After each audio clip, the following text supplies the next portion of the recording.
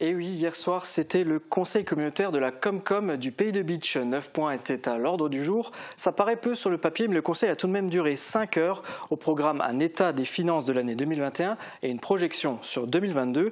La première étape, c'est le retour sur le compte de gestion 2021 avec les recettes et les dépenses de la collectivité dans les différents services.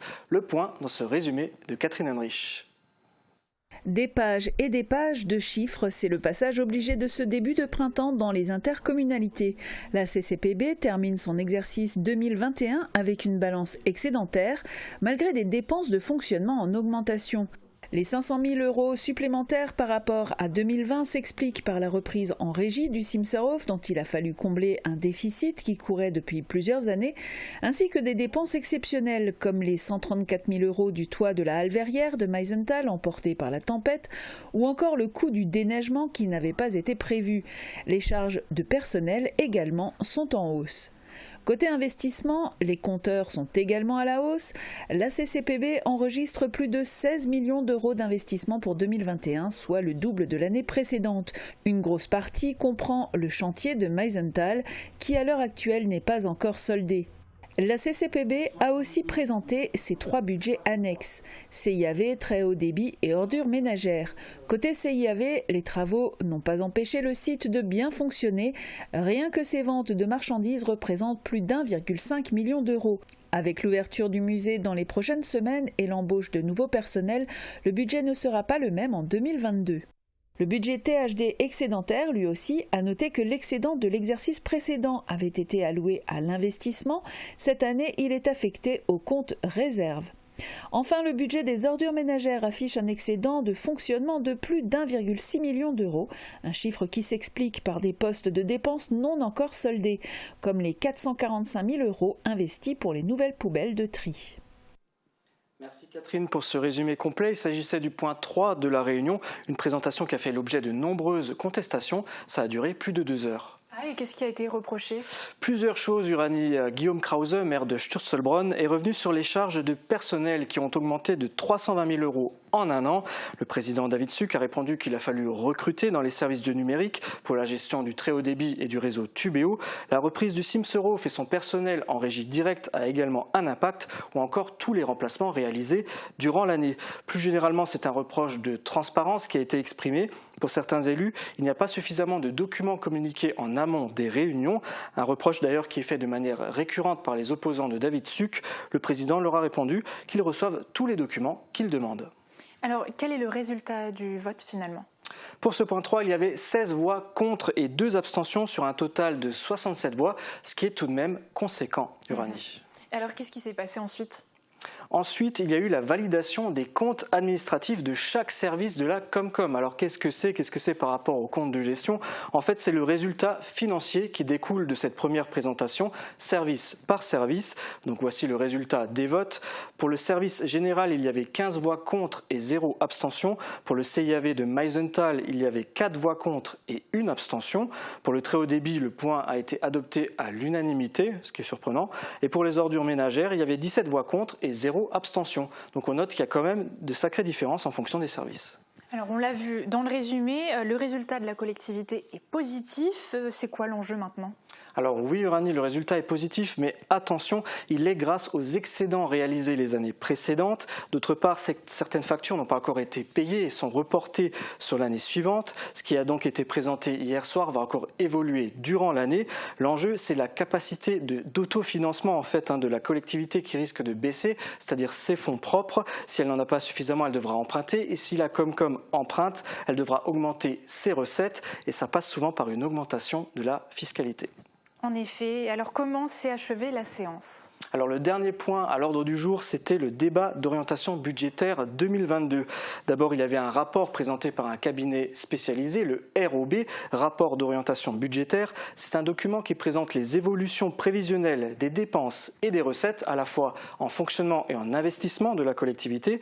Il a également fait état de la conjoncture actuelle au niveau national. Je vous propose d'écouter un extrait de cette présentation. 2021 est une année de rattrapage avec une forte croissance du PIB, pas moins de 7%. Tout ça a été obtenu grâce à des mesures de soutien qui ont été mises en œuvre par l'État. Le problème, et ça me concerne directement, c'est que cette reprise économique se traduit par toute une série de désordres qui aboutissent à une forte augmentation des prix. Les achats des collectivités territoriales sont plus exposés aux évolutions de prix que les achats des agents économiques ordinaires, des ménages en particulier. Les collectivités sont donc plus impactées que les ménages par la crise sanitaire, mais paradoxalement, elles s'en sortent bien parce que les recettes fiscales ont augmenté. Uranie, tu sais que la taxe d'habitation a été supprimée pour la plupart des ménages. À la place, la Comcom touche une fraction de la TVA. C'est une conséquence qui est positive financièrement, mais la collectivité contrôle moins ses recettes puisqu'elle ne peut pas fixer la hauteur en fait de cette taxe. Aujourd'hui, la Comcom du Pays de Bitche ne peut agir que sur 23% de ses recettes. Bon, et alors, est-ce qu'il y avait autre chose dans ce rapport ? Oui, déjà l'information suivante, c'est que le plus touché par la crise sanitaire, c'est finalement l'État. Ça signifie qu'un effort financier va être demandé aux collectivités comme les municipalités ou les EPCI. Ce n'est pas officiel, mais on parle déjà d'économiser 10 milliards d'euros, ce qui est énorme. Nos collectivités locales seront donc aussi impactées et risquent donc d'avoir des répercussions sur le contribuable, malheureusement. Ça ne fera pas plaisir à tout le monde. Sur une note plus positive, quels sont les projets de la CCPB en 2022 ? Ils sont nombreux, Uranie, et beaucoup sont dans la continuité de 2021. Du côté du développement économique, il y a des travaux d'aménagement de la zone commerciale de Rohrbach qui sont prévus à hauteur de 2 280 000 euros. Travaux toujours, mais cette fois dans la zone d'activité de Rohrbach pour 200 000 euros. Et encore à Rohrbach, la construction d'un bâtiment relais pour les entreprises à hauteur de 1 400 000 euros. Il y a également une proposition d'aménagement de l'accès à la zone industrielle de Bitche qui a été proposée, mais ce n'est pas encore chiffré. Alors on parle économie, est-ce qu'il y en a d'autres Qu'en est-il des autres compétences de la collectivité ? Je vais y arriver. Il y en a beaucoup, effectivement, des compétences. Côté tourisme, par exemple, il y a encore le réaménagement du site verrier de Meisenthal pour 5 millions d'euros. Et à proximité du site verrier, la collectivité souhaite également mettre en place un centre d'accueil, notamment pour les artistes, un espace commercial partagé et réaménager également la place Émile Gallet pour un total de 1 420 000 euros. Il y a également des travaux de réaménagement prévus au moulin d'Eschwiller pour près de 2 millions d'euros. Sans oublier le Simserhof qui fête ses 20 ans de réouverture cette année.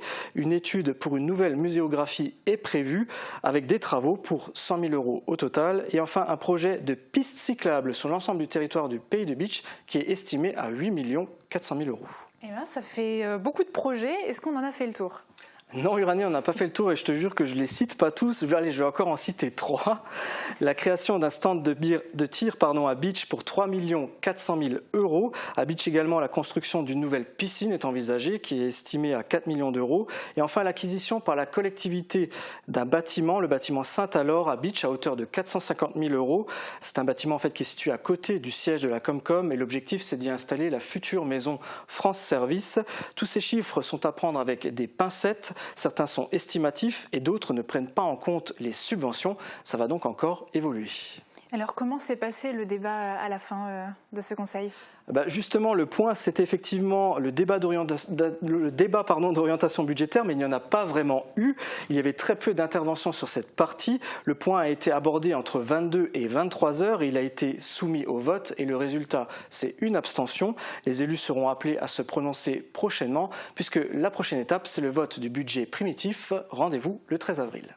Merci beaucoup David pour cet éclairage.